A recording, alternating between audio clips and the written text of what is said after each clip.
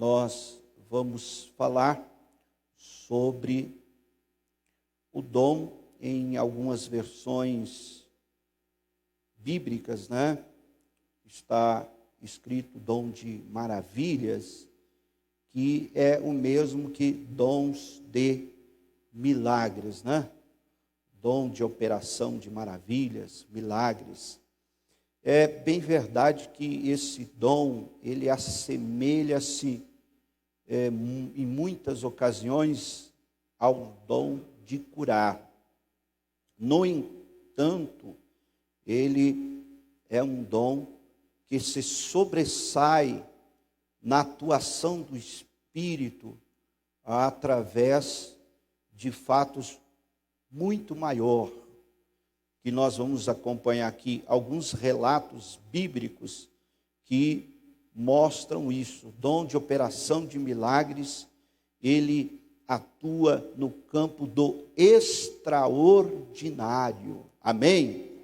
É uma operação, uma ferramenta extraordinária que o Senhor concede para a igreja, como todos os dons que já vimos até aqui, para que possamos administrar todos os dons do Espírito. O propósito é o mesmo, tendo em vista a edificação da igreja, tendo em vista salvação de almas, libertação, transformação de vidas. Aprendemos que Jesus, ele, em seu ministério, ele focou muito o ensino, mas nunca abriu mão da atuação dos dons espirituais. Todos os dons foram manifestos através do ministério de Jesus. Então percebemos que é fundamental que, como igreja, nós possamos administrar essas ferramentas tão poderosas que o Espírito Santo deixa para nós. Amém? Então vejamos aqui alguns exemplos bíblicos, tá? Onde, através do ministério de Jesus, ocorreu o dom de maravilha, ou o dom de milagres, a manifestação deste milagre. Nós sabemos que Jesus curou vários cegos, tá? Mas eu quero destacar aqui um cego de nascença. Esse cego de nascença, a manifestação da cura que Jesus operou foi um milagre. Foi o dom de milagre. Vejamos aqui no Evangelho de João, capítulo 9, versículo 1 ao versículo 7. Vamos ver João, Evangelho de João, capítulo 9. Olha, o tema da leitura aí já é o quê? A cura de um cego de nascença. Olha aí. E passando Jesus, viu um homem cego de... Ou seja, ele nasceu cego. Já nasceu com uma deficiência visual.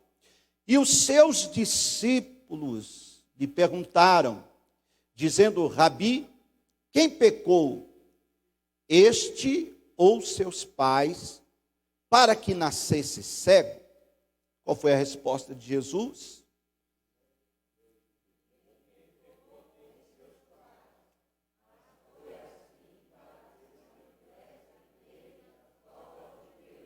Aleluia. Verso 4. Convém que eu faça as obras daquele que me enviou enquanto é dia. A noite vem, quando ninguém pode trabalhar. Verso 5. Enquanto estou no mundo, sou a luz do mundo. É evidente que Jesus, ele usa esses dois versículos que acabamos de ler para parafrasear o que ele iria fazer. Porque o cego de nascença, fisicamente ele vivia em trevas, nunca desde que nasceu contemplou a luz.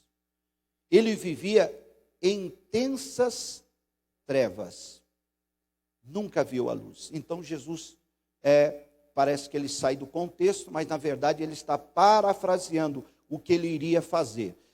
Tendo dito isto, cuspiu na terra e com a saliva fez lodo e untou os olhos do cego e disse: vai, lava-te no tanque de Siloé. Qual é o significado de Siloé?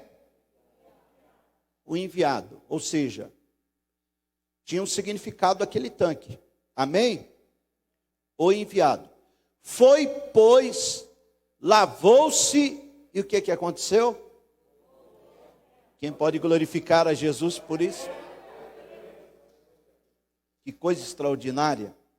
Se nós formos continuar lendo o texto, nós vamos perceber que quando aquele homem vai aonde estava aquele tanque, em Siloé, e ele então, conforme Jesus ordenou a ele, ele assim o fez, lavou seus olhos com as águas daquele tanque, e imediatamente voltou a enxergar. As pessoas daquele lugar conheciam aquele homem. Aquele homem, quando criança, ele era daquela região. A deficiência dele fez ele se tornar um mendigo, porque dentro da cultura judaica, toda e qualquer pessoa que nascesse com alguma deficiência era símbolo de uma maldição. E o Império Romano tinha por prática também considerar maldito quem tivesse qualquer deficiência. Então essa pessoa não conseguia nada na vida, a não ser viver mendigando. Tá? Por incrível que pareça, até hoje a Itália tem esse problema. Se eles detectam que uma criança que está no ventre, ela vai nascer com qualquer deficiência, a recomendação médica é abortar, infelizmente. É lamentável isso, mas é uma questão cultural já de vários séculos. De modo que Jesus fala, vai lá no tanque de Siloé. Ou seja, qual era o significado? Enviado. O que é que Jesus faz com o cego? Envia. Vai. Quer receber o seu milagre? Você vai ter que fazer uma caminhada. E é uma caminhada de retorno ao seu lugar de origem. Quando ele lava e volta a ver, as pessoas olhavam e diziam, mas peraí, esse homem parece com aquele cego. Pode continuar lendo o texto aí que você vai ver isso. Parece que é ele. E alguém olha e diz, não, mas é ele. Oh, mas ele está enxergando. E ele mesmo diz, eu estou vendo, eu estou vendo, eu estou vendo, eu estou curado. Eu alcancei um milagre. Quem é que realizou esse milagre? Um homem chamado Jesus. Que coisa maravilhosa, igreja. E Jesus continua fazendo milagre. Amém? Jesus continua operando milagre. Ele era, então, os discípulos quiseram questionar, mas peraí, qual é a maldição que está imposta? É sobre os pais ou sobre ele? Percebe? Jesus diz, não, aqui não tem maldição envolvendo essa situação, aqui não tem pecado envolvendo essa situação. Isso aqui é para que a glória de Deus se manifeste. Porque onde a glória de Deus se manifesta, o poder de Deus age. A cura, a restauração, há milagres, há maravilhas. Amém? Glória a Deus por isso. Outro fato importante aqui, vamos destacar, quando Jesus vai às bodas de Caná, na Galileia, Evangelho de João, capítulo 2, versículo 1 ao versículo 11. Jesus, ele vai como um convidado a este casamento, junto com seus discípulos, e é a primeira vez e o primeiro relato bíblico que encontramos Jesus com seus discípulos, reunidos todos em um ambiente festivo. E estava ali também a sua mãe, tá? Está ali ao terceiro dia, fizeram uma bodas em Caná da Galileia, e estava ali a mãe de Jesus. Muito bem. E foi também convidado Jesus e os seus discípulos para as bodas. E faltando, a mãe de Jesus lhe disse: não tem vinho. Disse-lhe Jesus: mulher, que tenho eu contigo? Ainda não é chegada a minha hora. Verso 5. Sua mãe disse aos serventes: fazei tudo quanto ele vos disser. Vamos ler o 6, toda a igreja, me ajude aí. Vamos fazer um esforço para lermos juntos, vamos lá. E estavam...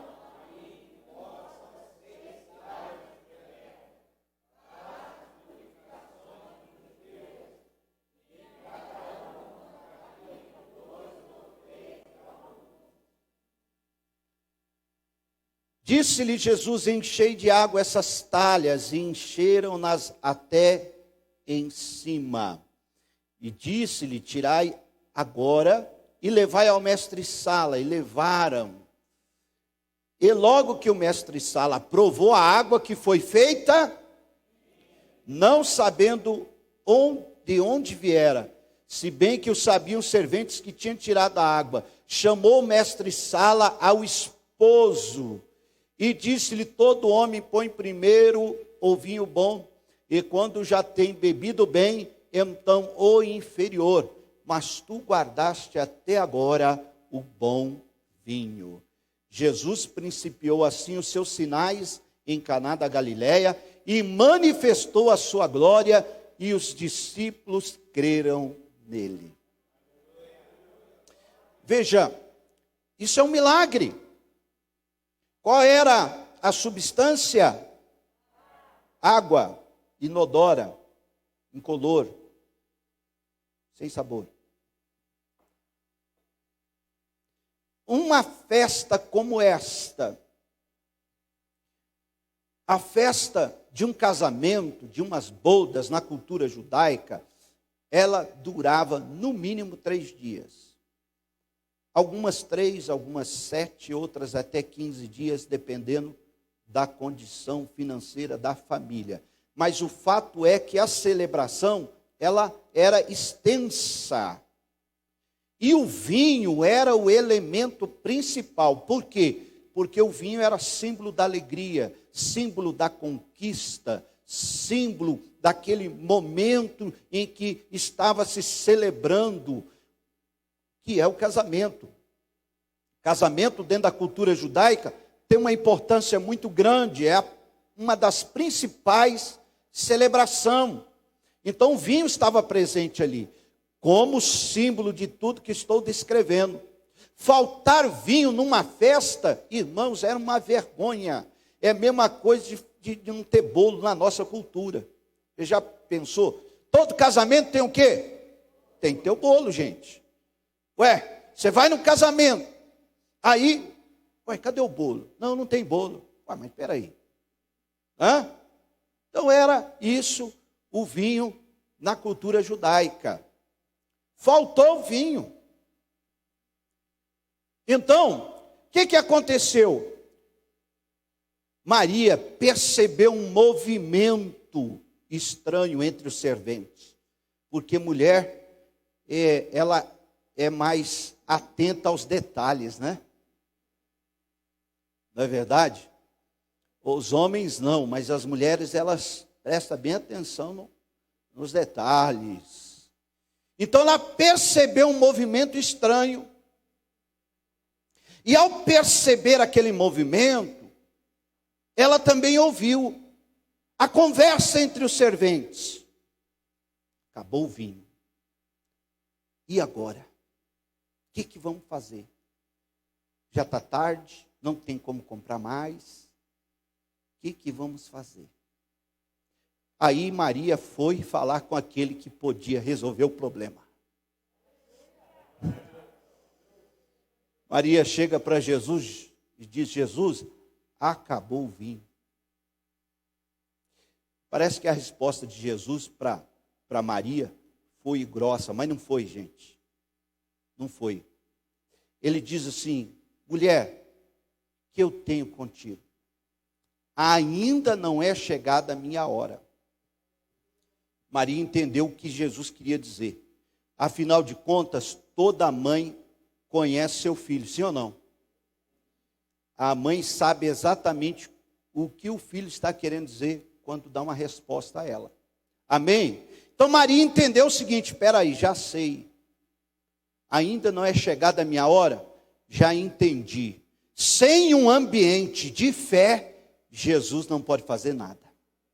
Então ela chega para os serventes e diz: olha, fazei tudo o que ele vos disser. Ele pode resolver, ele pode operar, ele pode realizar um milagre aqui, mas é necessário fé. Tinha que ter um ambiente de fé, senão Jesus não ia fazer nada. Por isso que ele diz: ainda não é chegada a minha hora. Aí ela vai lá e orienta os serventes: ó, faça tudo o que ele vos disser. Aí os serventes vão para quem? Vão falar com quem? Com Jesus. Jesus, só o Senhor pode resolver isso. Só o Senhor. Nos ajuda. Tem misericórdia de nós. Olha que situação. Então tá bom. Tem fé aí? Tem. Eu creio que o Senhor pode resolver. Eu creio que o Senhor pode realizar o milagre. Então, vamos lá. Vamos caminhar junto em fé.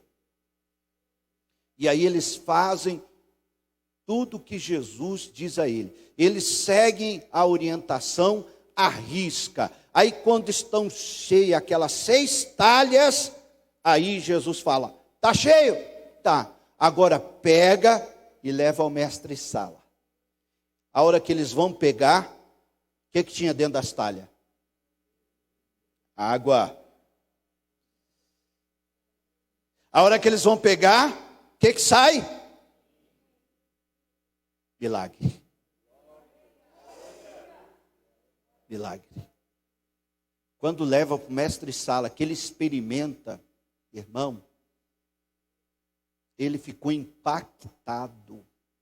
Ele imediatamente, sem saber que tinha acontecido um milagre, ele chama o esposo e pergunta: peraí, você vai ter que me explicar, porque eu faço vários casamentos, e todo mundo serve o vinho bom primeiro, e depois que todo mundo já, bebeu bem, serve o inferior. Mas você guardou o melhor vinho para o final. O que aconteceu aqui?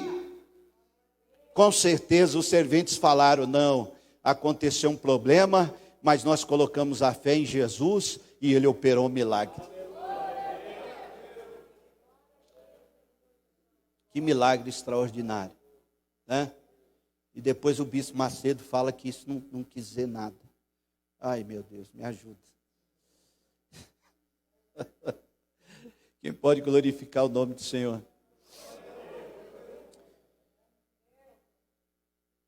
Outros 2 milagres.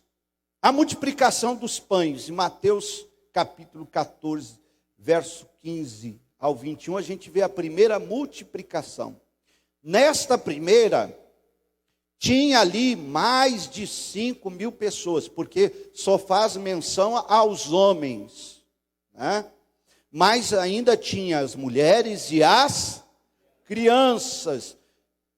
Trouxeram para Jesus 5 pães. Quantas pessoas comeram?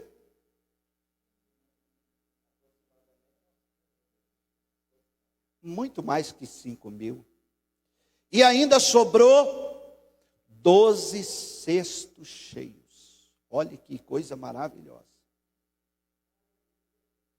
Olha que coisa linda. O que é isso? Milagre. No capítulo 15, versículo 32 a 37, vemos outro milagre. Os mesmos elementos, pão e peixe. Agora é 7 pães, não é mais 5 pães, é 7 pães e alguns peixinhos. O texto fala isso. O que acontece? O que Jesus faz? Multiplica. E também, novamente, uma grande multidão se alimenta. O que é isso? Milagre. Milagre. É o extraordinário. Diga comigo, milagre é o extraordinário. Jesus continua fazendo milagre no meio da sua igreja. É o extraordinário. Amém? Ele continua operando. E essa ferramenta está à nossa disposição. Porque os dons é dado para a igreja. É confiado a nós. Isso é tão sério que nós temos que administrar de forma correta, porque o mau uso dos dons, a má administração dos dons, cabe à pessoa pôr em risco a sua salvação. Põe em risco.